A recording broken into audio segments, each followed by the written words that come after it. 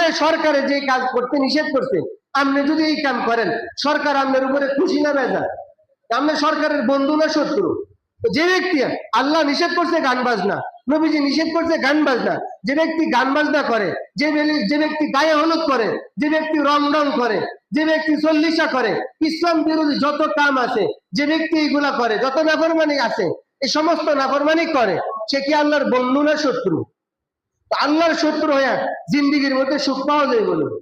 আলহামদুলিল্লাহ, আল্লাহ তাআলার মেহেরবানি, আল্লাহ পাক আমাদেরকে জুমার দিন আল্লাহ তাআলার ঘর মসজিদে আসার তৌফিক দিয়েছেন, নামাজের আগে দিনের কিছু কথা বলা শুনবার তৌফিক দিয়েছেন।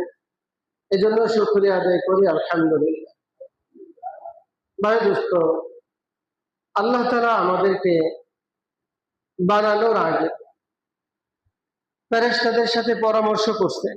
আল্লাহর ফেরেশতার সাথে পরামর্শের কোনো দরকার নেই।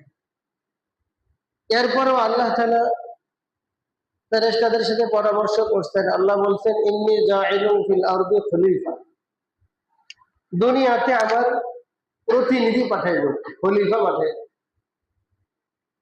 প্রত্যেক দলের যেরকম খলিফা আছে, যারা সরকারি ভাবে বিভিন্ন দলের মধ্যে, তাদের জেলাতে, থানাতে, ইউনিয়নে, ওয়ার্ডে এদের খলিফা আছে, প্রতিনিধি আছে। তো আল্লাহ তাআলা আমাদেরকে দুনিয়াতে প্রতিনিধি হিসেবে পাঠাইছে। যে যার প্রতিনিধি হয়, সে তার দলের প্রচার প্রসার করে। এই জমিনে আল্লাহ তাআলা আমাদেরকে তার প্রতিনিধি হিসেবে পাঠাইছেন।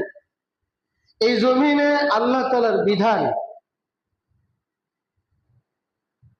জমিনে কায়েম করার জন্য, আল্লাহর বিধান অনুযায়ী যাতে জমিন চলে, যেই দেশে যেই সরকার থাকে তার নিয়মে ওই দেশ চলে, যে ওয়ার্ডে, যে ইউনিয়নে যারা দায়িত্বশীল থাকে তাদের নিয়ম অনুযায়ী ওই ওয়ার্ড, ওই ইউনিয়ন, থানা, জেলা এইভাবে চলে, দেশ এইভাবে চালায়।